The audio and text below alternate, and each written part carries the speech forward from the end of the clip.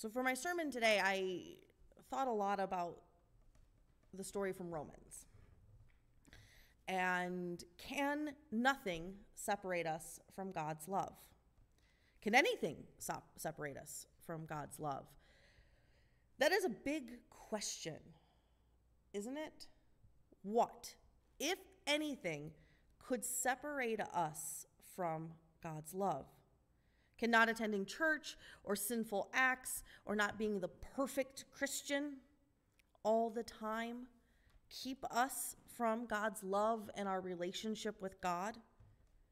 Is God's love and his relationship with us that fickle? Is it so fickle that even the slightest nonconformity can cause us to lose that love or that relationship, that salvation? And I've thought about this a lot as I've worked through my own struggles with faith and with God and in that relationship. If I'm not at church every Sunday, does that make me a bad Christian? If I have sinful thoughts, or if I do something that may be considered bad, does that mean that I'm just going to hell? That seems to be a joke we make a lot when you make an off-color joke or laugh at something that maybe shouldn't be funny. The Germans even have a word for it. They call it Schadenfreude. It's happiness at the misfortune of others. And we laugh and then we go, oh, it looks like we're all going to hell. But does it mean that we've lost that relationship, that we've lost his love? And we face this as humans. And I would say as an adult, but it exists for kids too. That ever-revolving relationship with friends, families, partners. How do I stay a good friend, a good sister, partner, daughter? Insert whatever life role you have. How do I balance what I need in my own growth and my own relationships against being there as a loving and caring and supporting person? Does missing a birthday or a funeral or an important life event make me a bad person, a bad friend? Should I lose their love and their spot in my life forever? If I call them all the time and talk to them about something going on in my life or to vent about something, does that mean that I am selfish? And then I spiral into that bigger question, right? Who is going to judge that? Who is really going to judge me? Who is going to judge my relationship with these individual people? In the case of friendships and family, is it the other person? Is it society? We live in a society where everyone has everyone's noses in everyone's business all the time. Everyone posts stories and comments about everything that's going on in their lives every day. I shared the post from the church about my preaching here today. And last night I was in Waterville at the Blues Festival and kept bumping into friends, and they were asking me, "What are you doing here tonight? Aren't you preaching tomorrow morning?"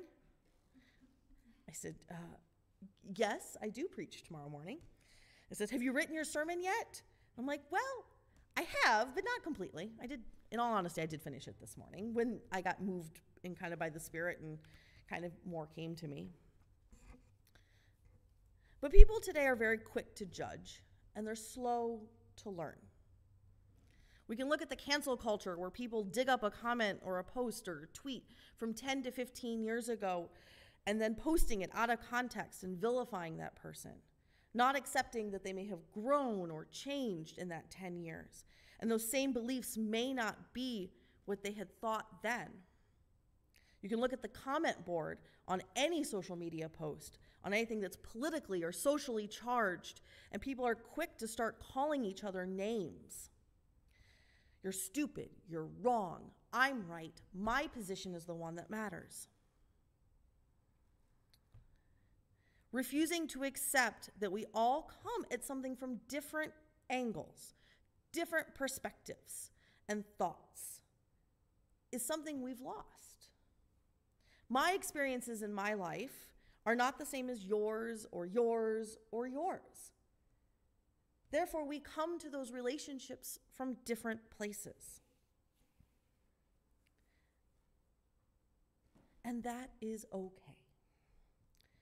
Yesterday was my best friend's birthday, and I was out and about last night, and I also got asked, well, why aren't you out for her birthday? Was it anyone's business? No. Why do I have to justify my actions to someone that isn't in her and I's relationship? Because people are nosy, and they have preconceived notions of what we should be and how things should act.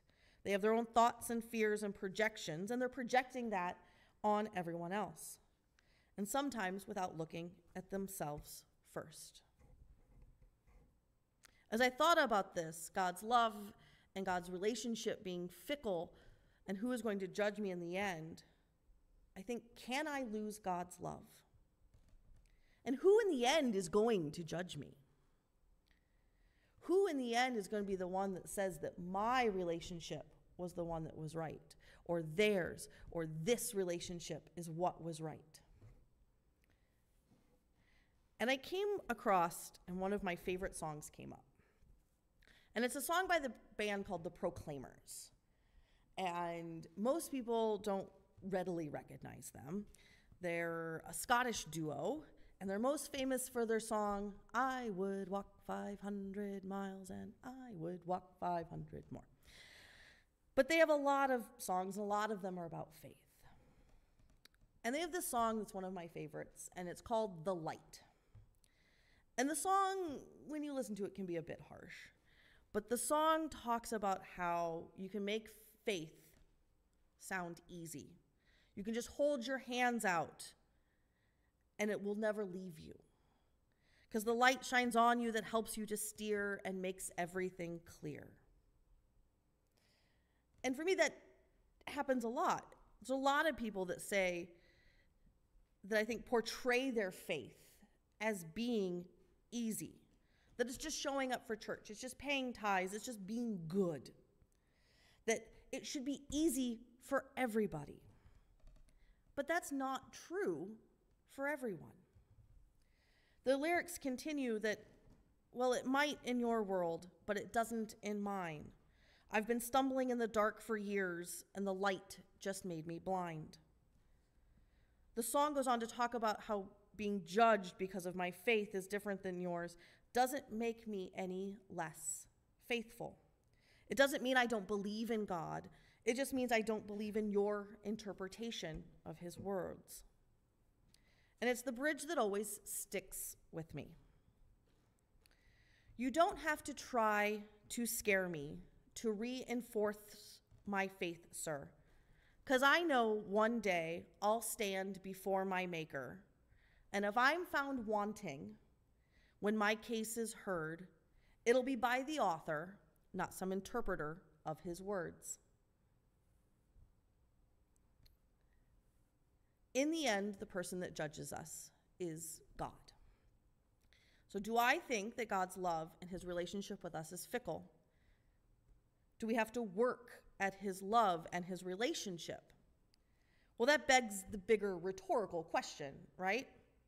Don't all relationships take effort and work? Can't all relationships be fickle, one-sided? If I have a friend who all I do is call her and want to complain about something and only include her when I need something and not show up when she needs me, does that make the relationship one-sided? Does that make me selfish? If I only show up for the happy times and not to be there to support them in the hard, doesn't that mean that does that mean that I'm not being a true friend? But larger, if I only show up when it's okay to publicly be their friend or be there to support them or proclaim them and their good works, am I only being their friend for show? Doesn't that mean the same thing in our relationship with God? If we only show up on Sundays or we only show up to publicly say that we're a better Christian, isn't that only being a one-sided friend? If you only go to God in prayer when you're having a hard time or a struggle and not when you're having a victory, to praise him in the good and thank him for what you have in your life, isn't that being a bit selfish? It may be, but God is still there. Isn't it possible to have friends that you go to months and months without talking to or seeing, and then you see them and it's as if you only spoke yesterday? Can't your relationship with God be that way too? I recently had a whole conversation with somebody about faith and my own faith. And they asked me if I attend church every Sunday, and I will admit, no, I don't. I probably should not admit that as I'm up here preaching, but it's true. And for me, that's not what I always need for my relationship to continue. Now, Pastor Jenny would not want me to advocate for that, and I'm not. But my faith and my personal relationship with God is personal to me and with God. And I've spent a lot of time in prayer and reflection to figure that out. Also, when I need to be here, he puts that in front of me and end up being where I need to be, hearing a message that I need to hear, because that's how he works. For example, the morning after my mom died, I needed church. And nothing against this amazing church family that I grew up in, but I knew being here is not what I needed. I needed solace. I needed quiet. I needed to be alone with God. And so I went to a different church. And I walked in, and it was Stump the Organist Day, which was one of Mom's favorite days in church. And if you are not familiar, it is when people just call out hymn numbers and make the organist play the hymns cold. And my mom was the church organist here for most of my childhood, if not most of her life. And so she loved playing hymns. So I walk in, and it's not only Stump the Organist Day at this church I've never been at, but our opening hymn was I Was There to Hear Your Morning Cry, which was one of my mother's favorite hymns. So I sat in the back of a church I have never been to before and sobbed while trying to sing this hymn. The second hymn we sang was a hymn that we had sang at my Aunt Mary's funeral 2 weeks earlier.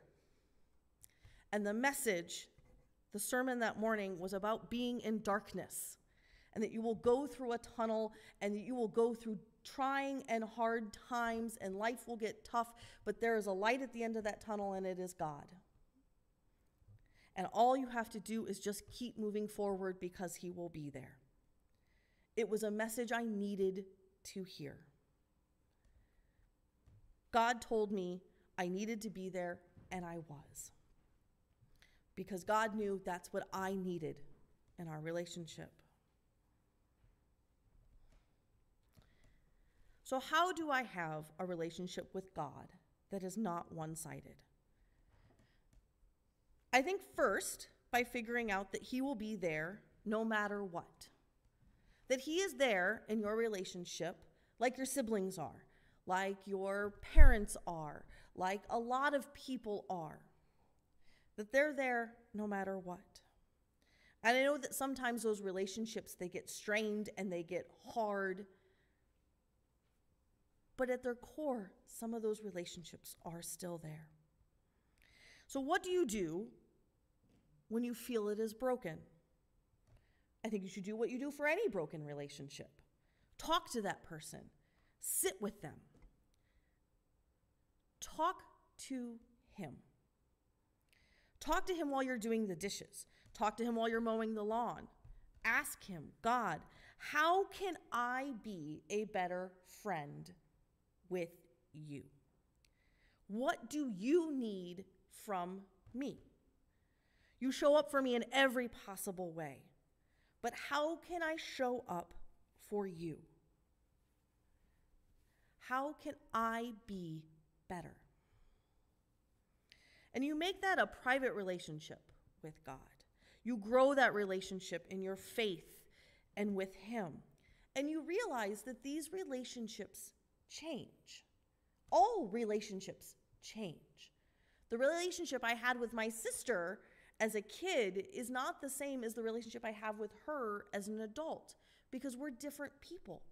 The relationship with your parents change, with your friends, with your coworkers.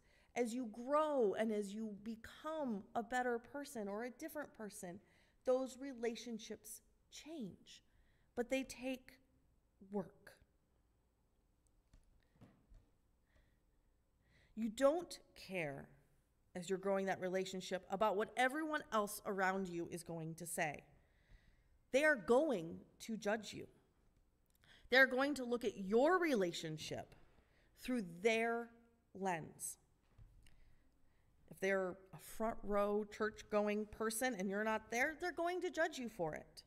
But that doesn't matter, because in the end, you will not be judged by the people here on earth, but by the author of the words, by the Alpha and the Omega, by the Creator of all, by God. And as Romans states, yes, I am sure that nothing can separate us from God's love, not death, life, angels, or ruling spirits. I am sure that nothing now, nothing in the future, no powers, nothing above us or below us, nothing in the whole created world will ever be able to separate us from the love God has shown us. And I think that is true. If we come to God in our own personal faith, if we work and we grow that relationship, if we think about it and we study it and we work at it, that relationship will be forever, and it will be strong, and it will continue to grow, because nothing can separate it, and nothing will tear it apart, and nothing will terminate it, because it is forever. And it's important to know that you are loved and that you are cared for, and even when you don't think He's there, caring for you and supporting you in the highs and in the lows. But it is a relationship that does take work, as all good relationships do. Thank you.